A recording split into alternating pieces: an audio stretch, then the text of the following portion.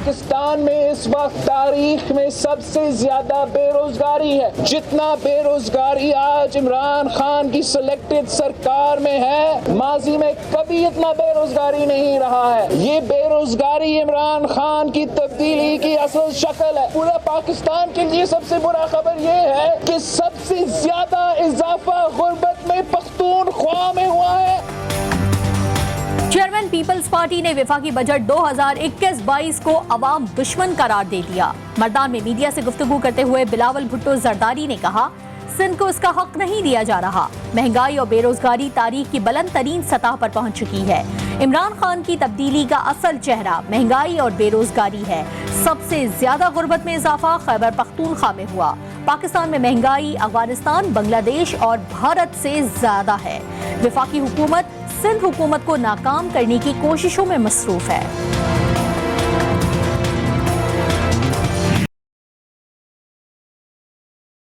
1990 से कराची में रेंजर्स है। सिंध हुकूमत अपनी पुलिस खुद नहीं बना सकी। जुल्फ़िकार अली भुट्टो शहीद ने और बेनज़ीर भुट्टो शहीद ने वफाक की सियासत की थी। उन्होंने पाकिस्तान को कराची में कॉम्प्रेस जमातों के खिलाफ एक सीसा पलाई दीवार अगर बनी थी तो वो जुल्फ़िकार अली भुट्टो और बेनज़ीर भुट्टो थी। जब से ये पार्टी जरदारी साहबान के हाथ में गई है, उन्होंने इसको कॉम्प्रेस पार्टी में पीपल्स पार्टी को तब्दील करने की कोशिश कर रहे हैं।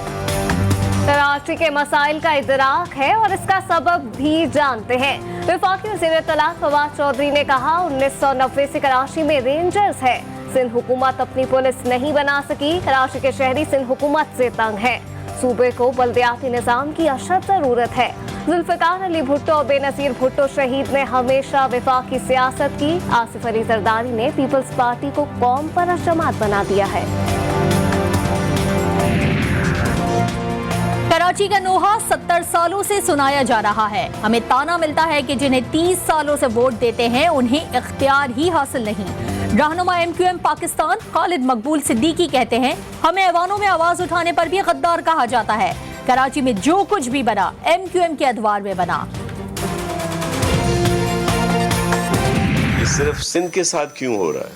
यहाँ पे ये इस तरह की जो रवायात या जो बर्ताव है वो हमारे साथ ही क्यों नाइंसाफी हुई है?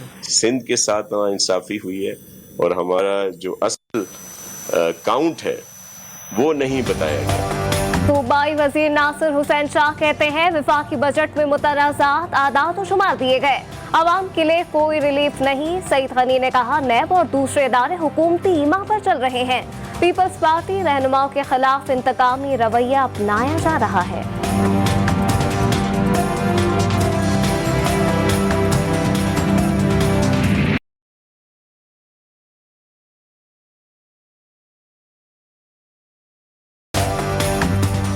साल 2021-22 का माली बजट 15 जून को पेश किया जाएगा। 13 खरब 50 अरब रुपए के बजट में तरक्याती प्रोग्राम्स, तनख्वाहों और पेंशन में इजाफे, तालीम और सेहत का बजट बढ़ाने के हवाले से तजावीज पेश की जाएंगी और अहम फैसले भी होंगे। मुराद अली शाह 15 जून को मुसलसल नवीं बार सिंध हुकूमत का बजट पेश करेंगे।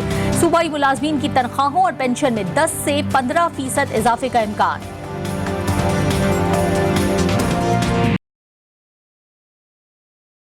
हम कैबिनेट में गए, प्राइम मिनिस्टर ने कैबिनेट में अपोज किया, so that is of the table. वो जीरो, वो अभी हम नहीं कर रही है। तीनों चीजों पे कुछ नहीं। 1 रुपया कॉल वाला नहीं कर रहे, 10 पैसे SMS वाला नहीं कर रहे और उसके बाद इंटरनेट वाला जो है वो नहीं कर रहे। जितनी चाहे कॉल करो, जितने चाहे SMS, इंटरनेट भी दिल खोल कर इस्तेमाल करें। मोबाइल फोन की 3 मिनट से ज्यादा की कॉल पर टैक्स नहीं लगा रहे। 1 रुपए कॉल भी नहीं की जा रही। SMS पर 10 पैसे का टैक्स भी नहीं लगाया जा रहा। इंटरनेट के इस्तेमाल पर भी कोई नया टैक्स नहीं है। वजीर खजाना शौकत तरीन का ऐलान, कहा, वजीर आजम आम आदमी पर बोझ डालने के हामी नहीं।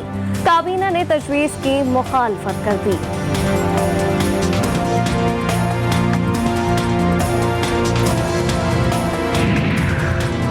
हुकूमत ने बिजली और गैस के बिलों के जरिए टैक्स न दहंदगान तक पहुंचने का मंसूबा बना लिया। वजीर खजाना ने टैक्स का दायरा बढ़ाने का मंसूबा भी बयान कर दिया। शौकत तरीन कहते हैं, आइंदा माली साल 5 खरब रुपए इजाफी टैक्स जमा करेंगे।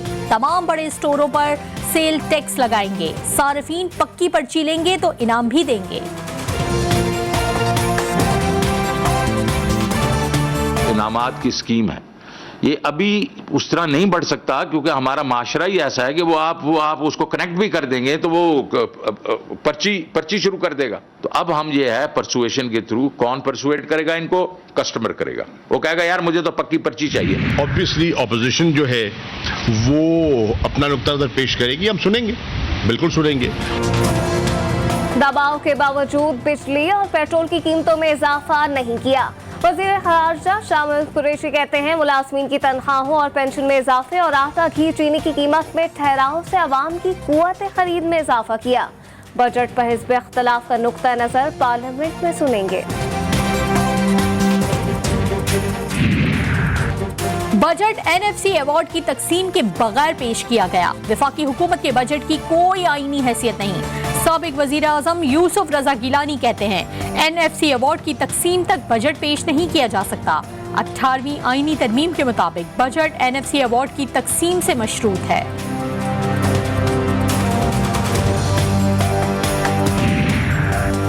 हुकूमत सारा साल मिनी बजट के धचके देती रहेगी। हुकूमत नालायकी के दावे के साथ तरक्की नहीं कर सकती। रहनुमा नून लीग एहसन इकबाल कहते हैं इलेक्ट्रॉनिक वोटिंग मशीन की बात मुमकिन नहीं। फवाद चौधरी वकील हैं, इन्हें कुछ नहीं पता।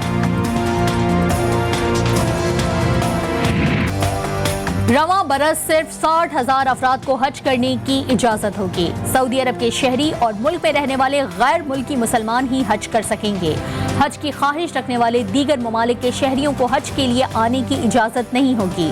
सऊदी अरब की वजारत हज के मुताबिक कोरोना वायरस के फैलाव और वायरस की उभरती हुई नई इकसाम को मद्देनजर रखते हुए हुज्जाज की तादाद को महदूद किया गया।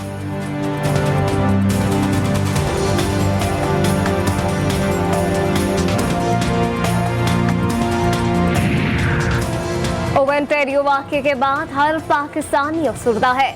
इस इकदाम के खिलाफ सख्त एक्शन होना चाहिए। वज़ीर आज़म इमरान खान कहते हैं ऑनलाइन नफरत और इंतहा पसंदी के खिलाफ आलमी रहनुमा इकदाम करें।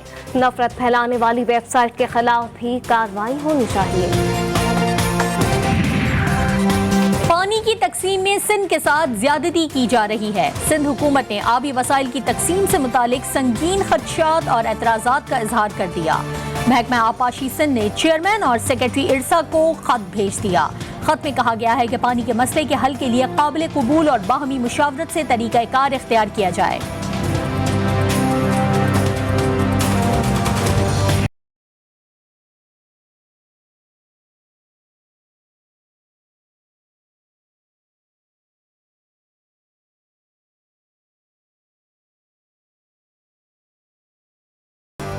शहर की ट्रेन हादसा कैसे हुआ? मिल्लत एक्सप्रेस में सामान के डब्बे में मुकर्रर हद से ज्यादा सामान भर दिया गया था।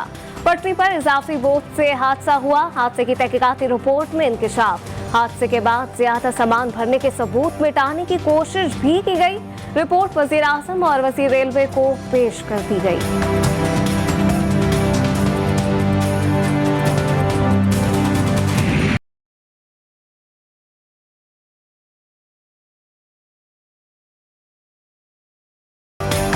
कराची के स्टेडियम रोड पर कत्ल किए गए प्रोफेसर के कातिलों को गिरफ्तार कर लिया गया। पुलिस के मुताबिक मुल्ज़िमान ने दौरान तफ्तीश एतराफ़े जुर्म कर लिया।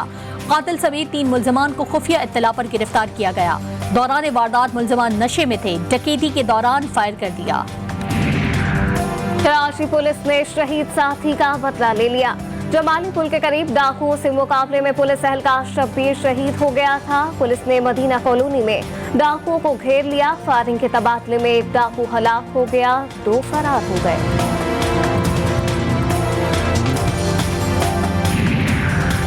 सक्खर में आसमानी बिजली गिरने से 2 अफराद जाँ बहक, 1 शदीद जख्मी। पुलिस के मुताबिक वाकया तेज आंधी और बारिश के बायस पेश आया। जख्मी शख्स को साहलेपट अस्पताल मुंतकिल कर दिया गया। लाहौर चिड़ियाघर में शेर के 3 बच्चों की हालत ताहाल तशवीशनाक। डॉक्टर्स नन्हे शेरों की जान बचाने में मसरूफ। इंतजामिया के मुताबिक बच्चों को पैदाइश के बाद इनकी मां ने कबूल नहीं किया। मसनूई दूध पर परवरिश की जा रही है।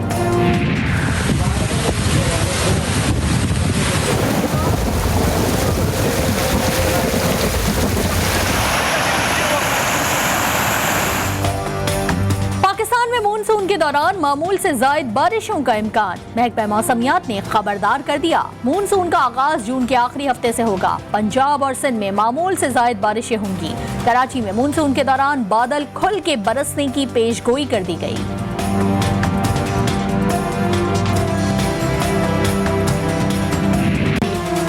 अब के हम बिछड़े तो शायद कभी ख्वाबों में मिलें, वो आवाज जो सदियों ढूंढने पर भी ना मिले। शहनशाह गजल मेहदी हसन को दुनिया से गए 9 बरस बीत गए, लेकिन उनके गाए हुए गीतों और गजलों की ताजगी और मकबूलियत आज भी बरकरार है।